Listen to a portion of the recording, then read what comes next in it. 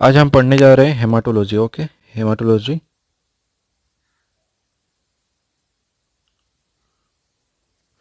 Okay, haematology में topic कौन सा है हमारा? हेमाटोपोएसिस का बेसिक कॉन्सेप्ट। ओके, हेमाटोपोएसिस का बेसिक कॉन्सेप्ट। ओके, हेमाटोपोएसिस का बेसिक कॉन्सेप्ट। ओके, तो ठीक है, पहले हम देख लेते हैं haematopoietic stem. Haematopoietic stem cell, इसको हम बोलते हैं HSC। Okay, haematopoietic stem cell क्या होता है? जो भी हमारे RBC हैं, WBC या प्लेटलेट्स जो भी हैं, वो सब कहाँ से डिराइव होते हैं? हेमाटोपोएटिक स्टेम सेल से। ओके, ये हेमाटोपोएटिक स्टेम सेल क्या होता है? ये होता है एक प्ल्यूरीपोटेंट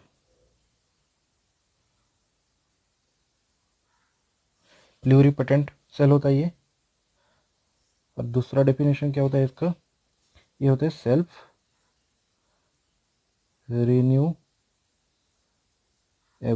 ओके, ये दो होता है, एक होता है प्ल्यूरीपोटेंट सेल और एक होता है सेल्फ रिन्यूएबल। इसका मीनिंग क्या होता है? देखिए, हेमाटोपोएटिक स्टेम सेल प्ल्यूरीपोटेंट होता है। इसका मीनिंग ये है, this can give rise to multiple types of cell. देखिए, जैसे कि प्लूरीपोटेंट हेमाटोपोएटिक स्टेम सेल है, ये प्लूरीपोटेंट स्टेम सेल है। मतलब इसका मतलब क्या हुआ? ये बहुत सारे सेल को मतलब डिराइव कर सकते हैं इनमें से। ओके, जैसे कि RBC हो गया, WBC हो गया, प्लेटलेट्स हो गया। ओके, इसका मतलब हुआ can give rise to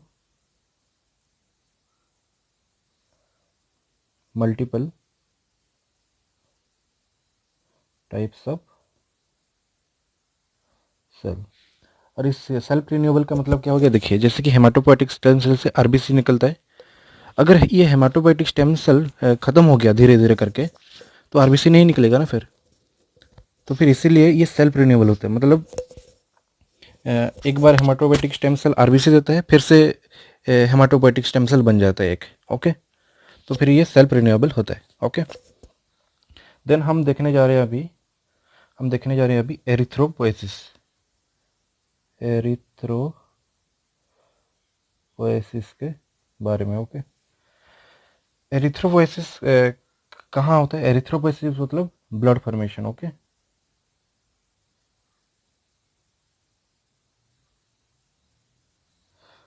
erythropoiesis कहाँ होता है? देखिए, जैसे कि हमारे जो इंट्रा यूट्राइन लाइफ के जो 3 वीक होते हैं ना, तीन नंबर वीक, वहाँ से शुरू होता है। ओके, 3 नंबर वीक से कहाँ से शुरू होता है ये होता है योक सैक। एक हो गया योक सैक और दूसरा हो गया मीजोडर्म। तो सभी ऑर्गन का मीजोडर्म नहीं होगा, जैसे कि होगा किसका किसका मीजोडर्म होगा? एओर्टा का होगा। ओके, हो गया हमारे गोनाड्स का हो गया, और हो गया ये मेजोनेफ्रोस। ओके, फिर थर्ड वीक के बाद कौन से वीक फिर होगा? अभी थर्ड वीक के बाद होगा हमारे थर्ड मंथ में। ओके, थर्ड वीक के बाद कहाँ पे होगा? थर्ड मंथ में। थर्ड मंथ में कहाँ से होगा?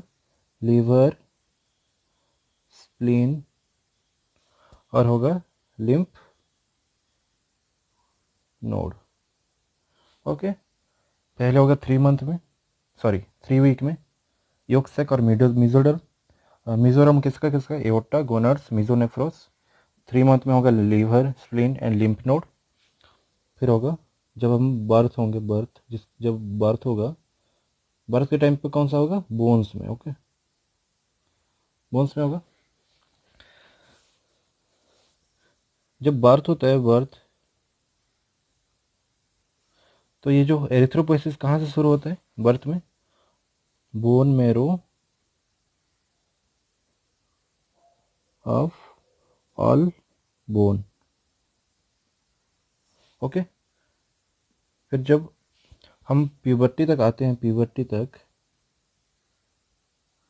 प्यूबर्टी में कौन सा होगा? देखिए, प्यूबर्टी में हो गया एक हमारा है, प्यूबर्टी में कौन सा होगा? Bone marrow of axial skeleton,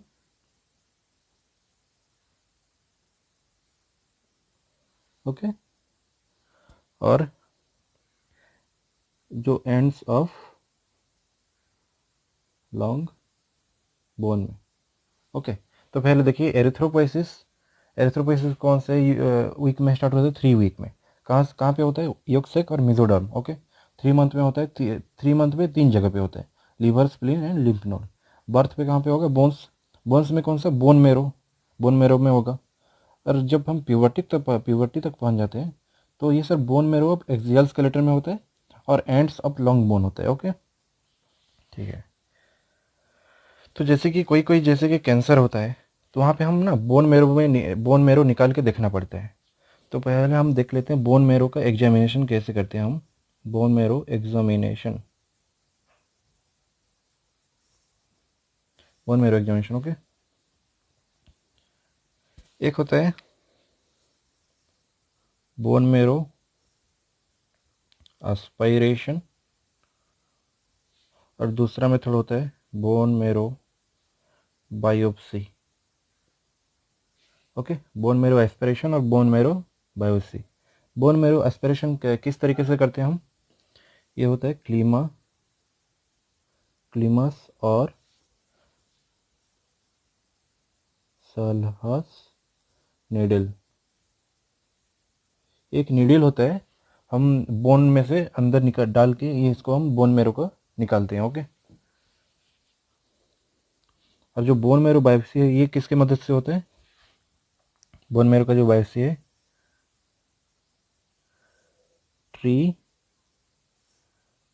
ट्रीफाइन, okay, trephine needles and trephine needles and जाम, SHEIDIS, ओके, जामसेस नीडल।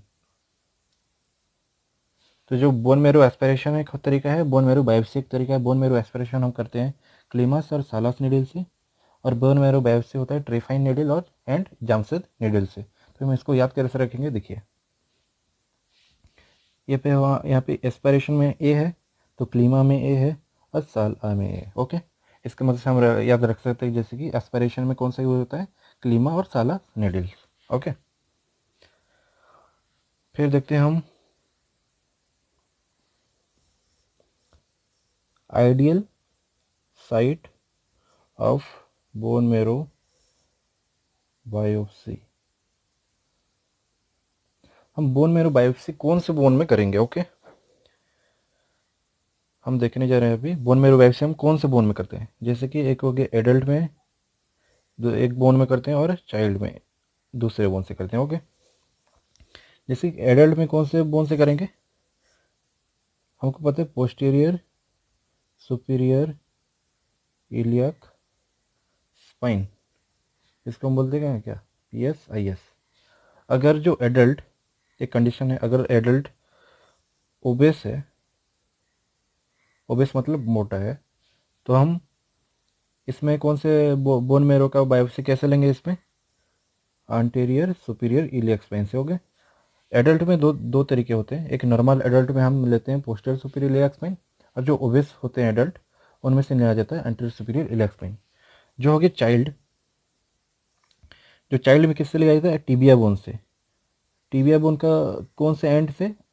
Anterior and, okay. तो चाइल्ड में तो सिंपल है, सिर्फ टीबिया का एंटीरियर एंड से लेना है, ओके। तो अभी हम देखने जा रहे हैं हेमाटोपोइसिस और एरिथ्रोपोइसिस का प्रोसेस, कैसे आरबीसी निकलता है, कैसे WBC फॉर्म होता है, कैसे प्लेटलेट बनता है, ओके। तो फिर हम देख लेते हैं अभी हेमाटोपोइसिस, इसको हम बोलते हैं क्या? एरिथ्रोपोइसिस भी बोलते हैं, ओके। तो देखिए पहले हमने क्या कहाँ से बात की थी? हेमाटोपोइटिक स्टेम सेल से। सारे चीज़ कहाँ से बनते हैं? हेमाटोपोइटिक स्टेम सेल से बनते हैं, ओके। हेमाटोपोइटिक स्टेम सेल क्या करता है? एक और सेल बनाता है स्टेम सेल, उसको बोलते हैं मल्टीपोटेंट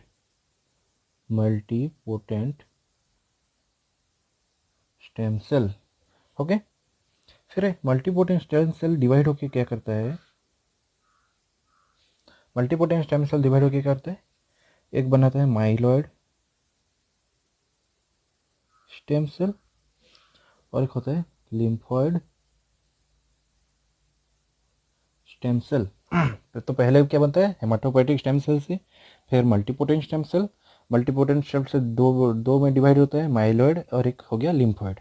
ओके, तो पहले हम बात करते हैं माइलॉइड स्टेम सेल की। ओके, इसका साइज कितना होता है, देखिए माइलॉइड स्टेम सेल दिखने में ऐसे दिखता है, ये हो गया सेल आउटलाइन, ये हो गया हमारा न्यूक्लियस, न्यूक्लियस इसमें जो 4 डॉट दिख रहे हैं आपको, इसमें हो गया न्यूक्लियोलाई, और ये जो बाहर बाहर है ये सब ग्रान्यूल हो गया। ओके, तो ये इसका साइज़ क्या है, 20 माइक्रोन साइज है। ओके, साइज है ये 20 माइक्रोन।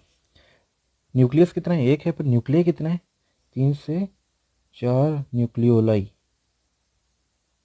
ओके, 3 से 4 न्यूक्लियोलाई। और साइटोप्लाज्म कैसे है, आप देख सकते हैं ग्रानुलर, ग्रानुलर साइटोप्लाज्म। ठीक है, ये अभी माइलॉइड खत्म हो गया। अभी हम देखते हैं लिम्फोइड स्टेम सेल कैसे दिखते हैं।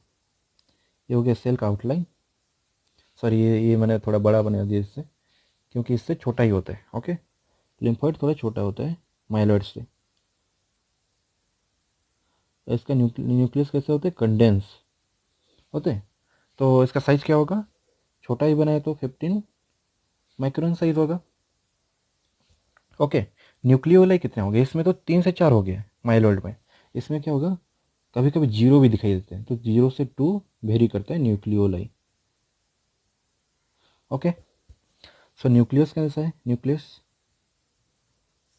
कंडेंस,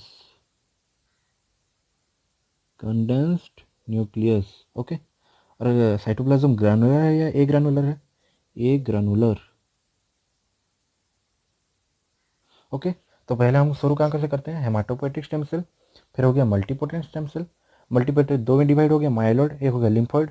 माइलॉइड का साइज बड़ा मतलब 20 माइक्रोन, लिम्फोइड का साइज छोटा तो 15 माइक्रोन। माइलॉइड में 3 से 4 न्यूक्लियाई भी होते हैं, न्यूक्लियोलाई होते हैं, और लिम्फोइड में 0 भी हो सकता है कभी कभी, तो 0 से 2 न्यूक्लियोइड वेरी करते हैं। माइलॉइड में ग्रानुलर साइटोप्लाज्म और लिम्फोइड में ए ग्रानुलर, और लिम्फोइड का जो न्यूक्लियस होता है वो होता है कंडेंस। ओके, तो फिर हमारा नेक्स्ट है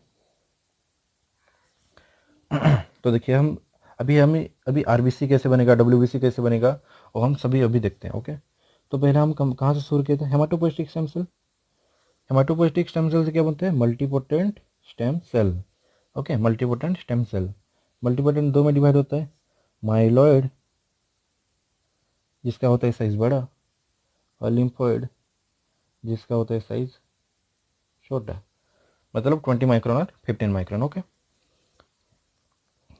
फिर माइलॉइड दो में डिवाइड होगा। ओके, माइलॉइड दो में कैसे डिवाइड होगा, एक होगा ग्रानुलोसाइट, ग्रानुलोसाइट, मोनोसाइट। ओके, याद रखना, G for granulocyte, M for monocyte, colony forming unit. Okay, और ये हो गया erythrocyte, megakaryocyte, colony forming unit. Okay, तो माइलॉइड दो में डिवाइड हो गया, granulocyte, monocyte, colony forming unit, और erythrocyte, erythrocyte, megakaryocyte, colony forming unit. तो आपको तो पता चल रहा है एरिथ्रोसाइट और मेगा कैरियोसाइट में क्या क्या बनेगा। एरिथ्रोसाइट मतलब हो गया आरबीसी, और मेगा कैरियोसाइट का मतलब हो गया प्लेटलेट्स। ओके, फिर granulocyte, monocyte, colony forming unit कैसे डिवाइड होगा, एक होगा ग्रानुलोसाइट कॉलोनी फॉर्मिंग यूनिट, एक हो गया monocyte colony forming unit. Okay, granulocyte colony forming unit, एक हो गया monocyte colony forming unit. Monocyte colony forming unit से क्या बनेगा, मोनोसाइट बनेगा, और ग्रानुलोसाइट कॉलोनी फॉर्मिंग यूनिट से क्या बनेगा, ग्रानुलोसाइट कॉलोनी फॉर्मिंग यूनिट से क्या बनेगा, ग्रानुलोसाइट बनेगा। ग्रानुलोसाइट मतलब योसिनोफिल, बसोफिल और न्यूट्रोफिल। ओके, तो ये हो गया। तो हमको क्या क्या बना था ना, आरबीसी, ओके, और प्लेटलेट, ये दोनों बन गया। तो WBC का हमारा बन गया इओसिनोफिल, बासोफिल, न्यूट्रोफिल। अभी हमको बनाना है WBC का भी आधा हो गया, आधा बन गया और आधा बाकी है अभी। ओके, तो आधा कौन कौन सा है? टी सेल, बी सेल और एन के सेल। तो टी सेल, बी सेल और एन के सेल कहाँ से बनेगा? Lymphoid stem, lymphoid stem cell से बनेगा। ओके, तो ये हो गया टी सेल, ये हो गया बी सेल और ये हो गया N K cell. Okay, complete हो गया। तो पहले बनेगा हेमाटोपोएटिक स्टेम सेल, फिर होगा हेमाटोपोएटिक स्टेम सेल के बाद मल्टीपोटेंट स्टेम सेल, मल्टीपोटेंट के बाद माइलॉइड स्टेम सेल, एंड हो गया lymphoid stem cell. Okay, myeloid दो में डिवाइड होगा, granulocyte, monocyte, colony forming unit, और इसमें होगा erythrocyte, megakaryocyte, colony forming unit. Granulocyte monocyte में मोनोसाइट कॉलोनी फॉर्मिंग यूनिट में मोनोसाइट निकल जाएगा, ग्रानुलोसाइट कॉलोनी फॉर्मिंग यूनिट में यूसिनोफिल, बासोफिल, न्यूट्रोफिल। फिर erythrocyte megakaryocyte colony forming unit में आरबीसी बनेगा, प्लेटलेट बनेगा। और जो लिम्फोइड स्टेम सेल में है वो टी सेल, बी सेल और एनके सेल बन जाएगा। ओके, तो इतना हम पढ़ लिए। फिर हम आगे देखेंगे इसको क्या बोलते हैं। देखिए, जो ये हेमाटोपोएटिक स्टेम सेल है, हेमाटोपोएटिक, ये होता है सेल्फ रिन्यूएबल, बताया था ना मैंने। अगर ये हेमाटोपोएटिक स्टेम सेल ये आरबीसी जनरेट करता है तो हमको तो आरबीसी हमारे जब हम मरते दम तक रहता है ना आरबीसी। अगर हेमाटोपोएटिक स्टेम सेल खत्म हो जाएगा तो आरबीसी नहीं बन पाएगा। तो अगर आरबीसी चाहिए तो हेमाटोपोएटिक रीजनरेट करना चाहिए। तो ये हो गया हेमाटोपोएटिक स्टेम सेल। इसका क्या होता है? सेल्फ रिन्यूएबल होता है, ये सेल्फ रिन्यूएबल होते हैं ये। ओके, और जो और जो ये और जो ये मल्टीपोटेंट स्टेम सेल होता है ये भी सेल्फ रिन्यूएबल होते हैं। ओके, और जो देखिए हेमाटोपोएटिक स्टेम सेल और मल्टीपोटेंट स्टेम सेल ये कमिटेड नहीं होते, कमिटेड। जैसे कि हेमाटोपोएटिक स्टेम सेल क्या बनाता है? आरबीसी बनाता है, प्लेटलेट बनाता है, डब्ल्यूबीसी बनाता है। ओके, परंतु अगर हम माइलॉइड और लिम्फोइड की बात करते हैं तो माइलॉइड क्या बनाता है? सिर्फ प्लेटलेट बनाता है, आरबीसी बनाता है, और जो डब्ल्यूबीसी का आधा पार्ट बनाता है। ओके, डब्ल्यूबीसी का आधा पार्ट बनाता है माइलॉइड। और लिम्फोइड क्या बनाता है? लिम्फोइड डब्ल्यूबीसी का ये आधा पार्ट, दूसरा आधा पार्ट बनाता है। तो हेमाटोपोएटिक स्टेम सेल सारे बनाते हैं, सब कुछ बनाता है। आरबीसी का पूरा बनाता है, प्लेटलेट का पूरा बनाता है, डब्ल्यूबीसी का पूरा बनाता है। पर अगर हम लिम्फोइड स्टेम सेल की बात करते हैं तो ये बनाते हैं डब्ल्यूबीसी का आधा, और माइलॉइड स्टेम सेल की बात करते हैं तो आरबीसी पूरा, प्लेटलेट पूरा और डब्ल्यूबीसी का आधा। ओके, तो इसको हम बोलते हैं कमिटेड। सिर्फ मैं आरबीसी, प्लेटलेट और डब्ल्यूबीसी का आधा बनाऊंगा। लिम्फोइड को बोलते हैं कमिटेड। मैं भाई आरबीसी और प्लेटलेट नहीं बनाऊंगा, मैं सिर्फ डब्ल्यूबीसी का आधा बनाऊंगा। ओके, तो होते हैं कमिटेड। ओके, कमिटेड तो अब लोग ज़्यादा समझते होंगे कमिटेड का मतलब क्या है। ओके, तो ठीक है, फिर हम देखते हैं। देखिए, पहले था haematopoietic stem cell, haematopoietic stem cell के बाद मल्टीपोटेंट स्टेम सेल, फिर हो गया माइलॉइड, हो गया लिम्फोइड। ओके, माइलॉइड और लिम्फोइड। माइलॉइड में क्या बनता है? आरबीसी, प्लेटलेट, और डब्ल्यूबीसी का कौन कौन सा बनता है? इओसिनोफिल, बासोफिल, न्यूट्रोफिल, और हो गया मोनोसाइट। और लिम्फोइड में टी सेल, बी सेल और एनके सेल। ओके, तो देखिए ये हम समरी है, अभी याद रह जाएगा सबको ना, समरी। ओके, देखिए जब हम ऊपर से नीचे मूव करते हैं, जैसे कि हेमाटोपोएटिक स्टेम सेल सब कुछ बनाता है, पर अगर हम नीचे आ जाते हैं जैसे कि लिम्फोइड स्टेम सेल में, ये सिर्फ बनाते हैं, ये सिर्फ डब्ल्यूबीसी का आधा बनाता है। ओके, तो जैसे कि हम ऊपर से नीचे आते हैं, from top to bottom of hierarchy differentiation increases. Okay, haematopoietic stem cell सब कुछ बनाता था, पर लिम्फोइड सेल जब आ गए तो ये ज़्यादा डिफरेंशिएट हो गया। जैसे कि टी सेल, बी सेल और एन के सेल बनाता है, मैं बस इतना ही बनाऊंगा, तो ज़्यादा डिफरेंशिएट हो गया। तो जैसे कि हम टॉप टू बॉटम आते हैं और डिफरेंशिएशन बढ़ता जाता है। ओके, और जो ज़्यादा डिफरेंशिएटेड सेल है, जैसे कि ज़्यादा डिफरेंशिएटेड सेल मतलब ये जो कॉलोनी फॉर्मिंग यूनिट सेल होते हैं, इनका ये अफेक्टेड होते हैं किससे? ग्रोथ फैक्टर से। ओके ओके, ग्रोथ फैक्टर से अफेक्टेड होते हैं। देखिए हम दिखाते हैं आपको ग्रोथ फैक्टर से कैसे अफेक्टेड होते हैं। देखो, जैसे कि हो गया आरबीसी। आरबीसी ओके, आरबीसी कौन सा ग्रोथ फैक्टर से अफेक्टेड होते हैं? एरिथ्रोपोएटिन। एरिथ्रोपोएटिन, इसको हम शॉर्ट फॉर्म में बोलते हैं ईपो। EPO erythro okay. फिर आरबीसी किससे अफेक्ट होता है? एरिथ्रोपोएटिन, जिसको हम बोलते हैं ईपो। ओके, फिर प्लेटलेट, प्लेटलेट किससे अफेक्ट होता है? इंटरल्यूकिन 11। ओके, फिर हो गया हमारा granulocyte monocyte colony forming unit. Okay, granulocyte monocyte colony forming unit, ये किससे अफेक्ट होता है? Granulocyte monocyte colony stimulating factor. CSF मतलब क्या? Colony stimulating factor. और ये हो गया ग्रानुलोसाइट कॉलोनी फॉर्मिंग यूनिट। इससे क्या होता है? ये कौन से इफेक्ट, किससे इफेक्ट होता है? Granulocyte colony stimulating factor. Okay, देखिए कुछ ड्रग्स है जो ये ग्रोथ फैक्टर को इफेक्ट करते हैं, बढ़ाते हैं। और ये अगर ये बढ़ जाएगा तो आरबीसी बढ़ जाएगा, इंटरल्यूकिन 11 बढ़ जाएगा तो प्लेटलेट बढ़ जाएगा, granulocyte monocyte colony stimulating factor बढ़ जाएगा तो granulocyte monocyte colony forming unit बढ़ जाएगा।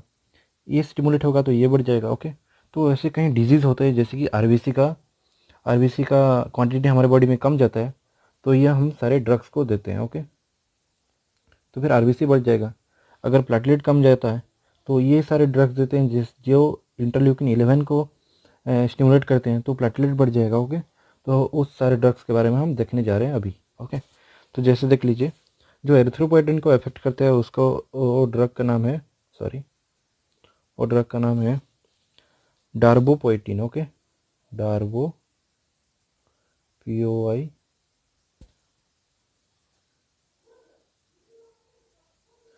डार्बोपोएटिन, DARBOPOIETIN। ओके, डार्बोपोएटिन।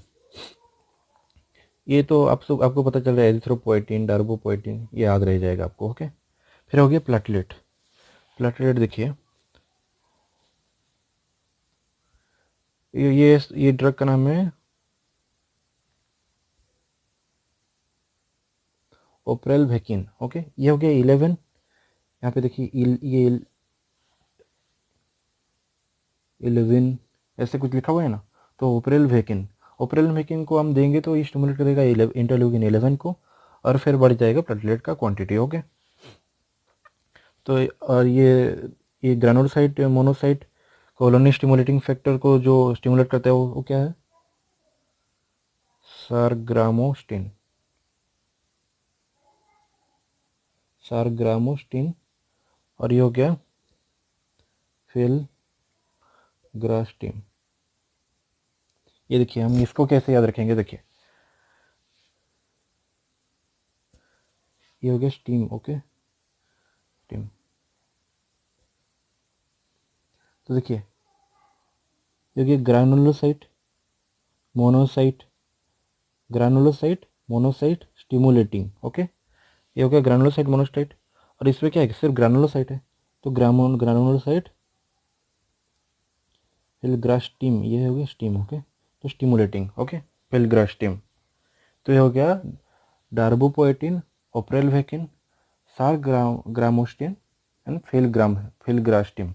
ओके, सारग्रामोस्टिन और फिलग्रास्टिम। ओके, इसे आप याद रख सकते हैं।